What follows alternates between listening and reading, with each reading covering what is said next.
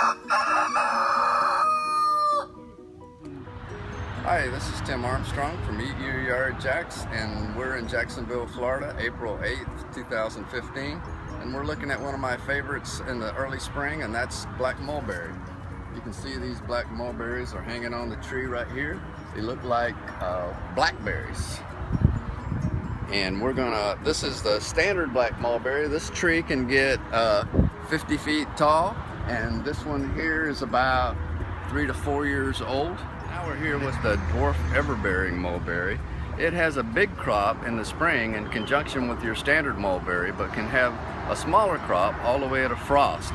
The stature of the tree is a little smaller than your standard mulberry, and that's why they call it a dwarf. It usually caps out at about 20 feet or so.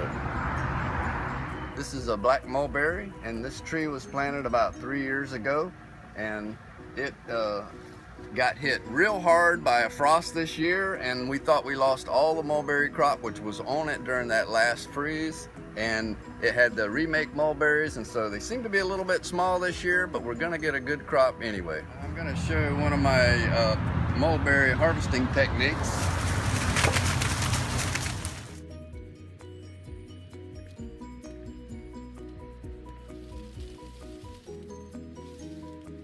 You know, I like this particular tree because the mulberries are long.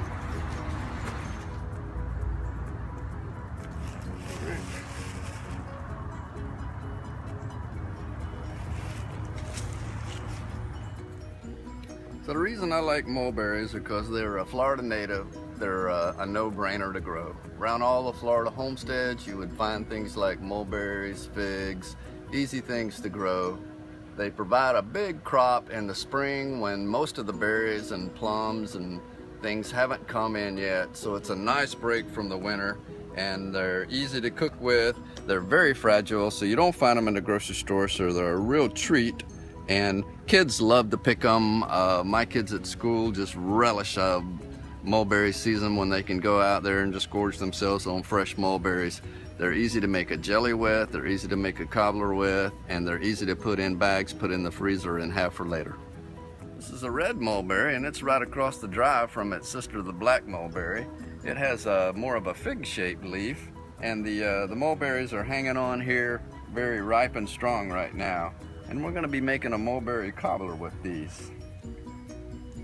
So we have picked mulberries, and we've talked about mulberries, and now we're putting the topping on our mulberry cobbler, and we're going to stick that in the cob oven.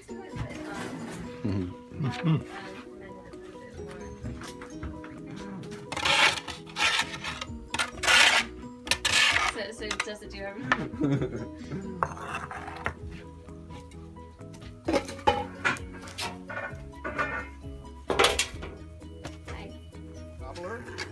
And now we're pulling the fresh mulberry cobbler out of the cob oven. Doesn't get much better than this. No, they'll be like that.